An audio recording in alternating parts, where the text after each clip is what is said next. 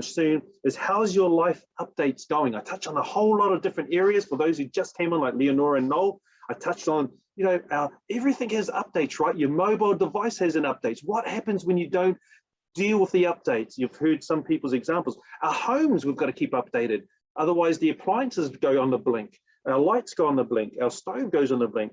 GPS, don't update your GPS, see what happens after a period of time. Your COVID vaccinations, how important is that to see now the restrictions versus freedoms that are available? Business changes in the world, just generally, going from agriculture to industrial age to now the information digital tech age. And Crowd One, pioneering company, going from pioneering to early adopters, that's where we are, to the masses coming on board very soon. I say it, even though we're the biggest company, we're 38.5 million, but that's still the early adopters because we're looking at billions. And then your life, talking about your past experiences and how they've, the habits that go with them, and how we're able to update our lives from now to where we're going in the future. So important. So there's just I'll put it in a couple of minutes for those who missed it, what it's about, how your updates going inside your life, and to the measure that you and I are able to update our lives in different areas is the level that we're able to rise to the future and the wholeness that probably we've always been wanting. So Noel and Leonora, let's hear a little bit from you guys. I'll get in first because I don't know it's going to take forever. Oh no, you've been she's told, look, she said the word. She said, I'm getting in first because Noel will go on forever. Oh man. Oh well, go sis. Oh yeah. Oh my gosh, update. Yeah. Just gonna try to cut the long story short. I was going really well. You know, early this year, I started a new team in Sydney, and I was traveling around, and basically, you know, Crowd One was funding my travels, you know, through New South Wales, Sydney, Newcastle, and Brisbane, and yeah, so it was really sort of, you know, very sort of happy and uplifting period for me, you know, especially for the business. And I could see that it was working because that's what I wanted to, I just wanted to be a digital nomad, you know. I wanted to travel and earn, and I was doing that. At the same time, I was building my business. It was going so well.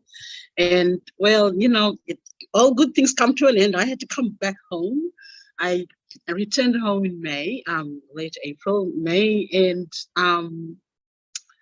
so I got it. I was offered a very temporary position in something that I love, which was in art. So I had to put on an exhibition for a big festival, and that was a temporary job. So took over my life, and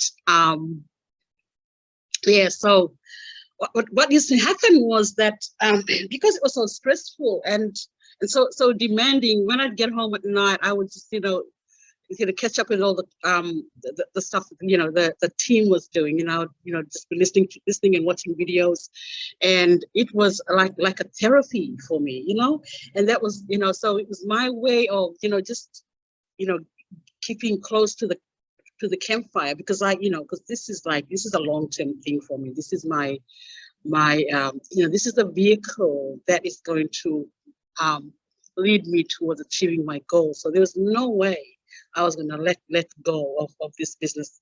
And so when that finished, literally like a week before the end of the contract, I lost my brother. And then my last day of work, I lost my papa. So yeah, so it's just and they were the hardest. It was the hardest moments in my life, and then consequently, you know, I live in a small Indigenous community in far north Queensland at the tip of Australia, and we went through a very sort of horrific period, a very difficult period for our community, because consequently we lost, in a period of 2 months, we lost like 12 family members, 12 people, you know, and we're all related, everybody's related, and and half of them were elders, and some of them were around about my age group. So So I took a step back, and I just got overwhelmed by what we call sorry business. We were just in a constant state of bereavement, and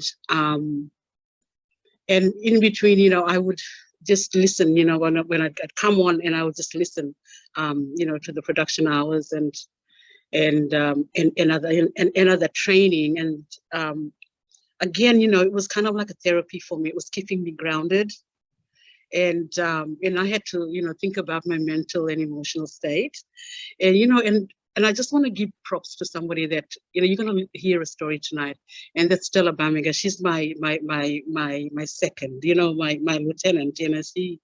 She just took over the reins when I stepped back. She took over the reins, and she looked after our team for me. And our team was basically, they were sleeping, they were inactive, and but she stepped in and took over without her. I'm really, really so grateful for her, and for being there when I needed her and when our team needed someone.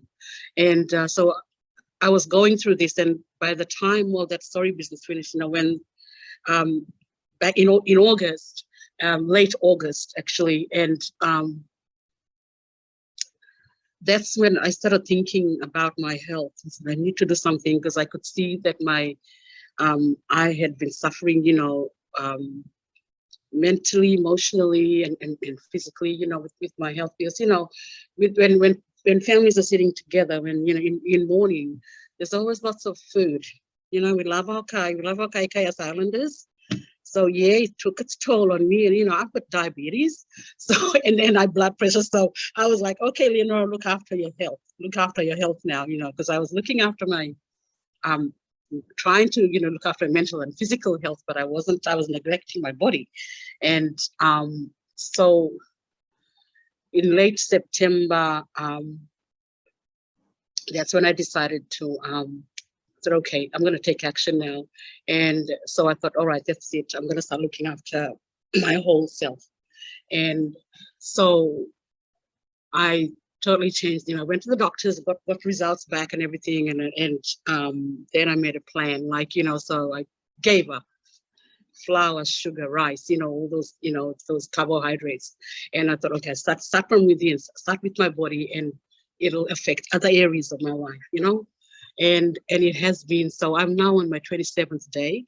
It started out as a 7-day challenge, and a trial. So not a challenge, it's a trial, a 7-day trial. I'm now, and then I extended it to 28 days. So this is now day 27, and I've been going so well. I took up exercise. I would go for walks in the morning, like just around the house, like brisk walk started 10 minutes, and it went up to 20 minutes. So I incorporated that, and then I would meditate. And have a 10, sometimes 15 minutes meditation in the morning, and had meal plans. So yeah, so starting from with my body, and then it affected my mind, and so I'm now sort of a clarity of mind, and so I was able to start doing things now, getting involved, and this is when I started, getting involved. Sometimes, I participate in the Zooms and, share a few things.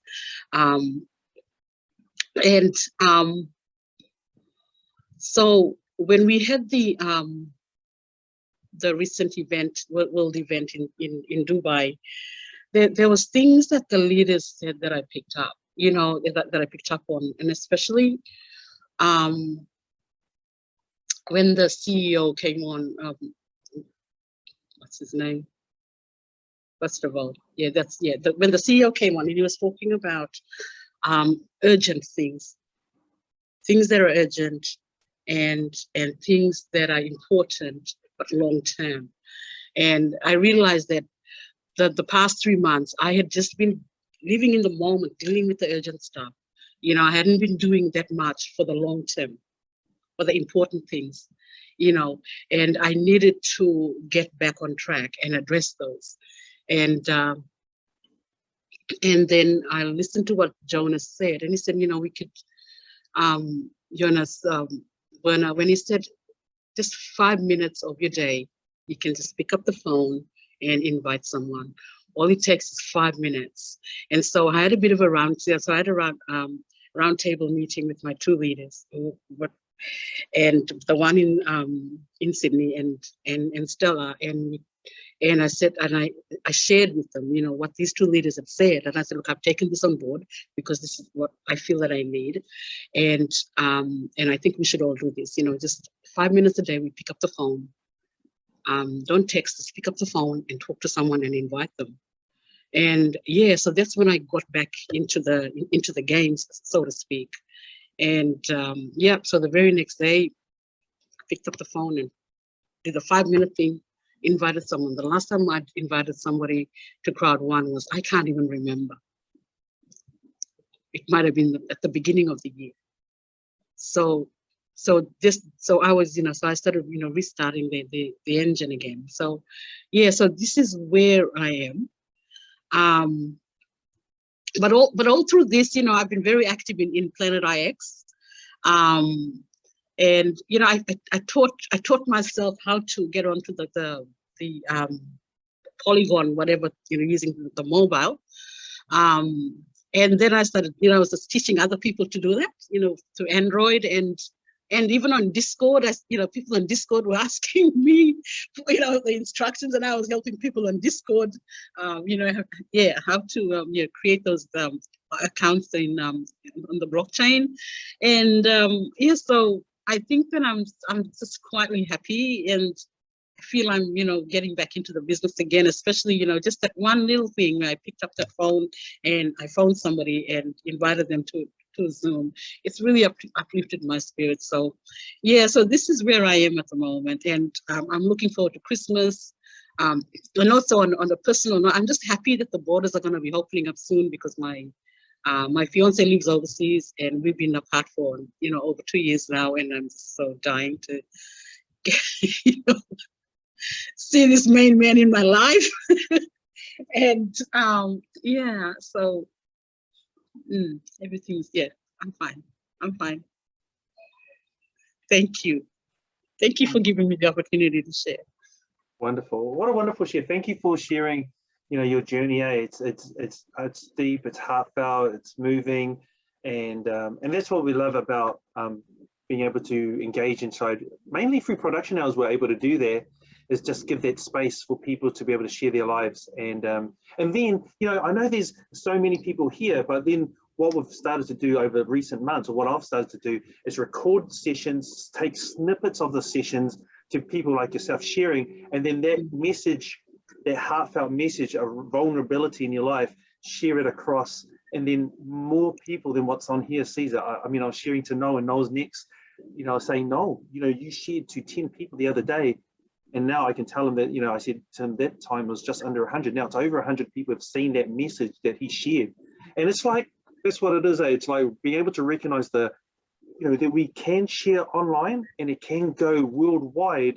Just got to be open to the new way of doing things, and it will happen. So thank you so much for sharing. It was wonderful. Really appreciate you sharing today. Looking forward. Is it your sister? Or was it your sister, Stella, or is she your cousin? Stella's cousin. She's my cousin, yeah. Oh, your cousin. I always wondered how you're related. I'm looking forward to her sharing tonight. That will be full of joy, I'm sure. Humor and heart. So yeah, thank you for sharing, Leonora. Thank you.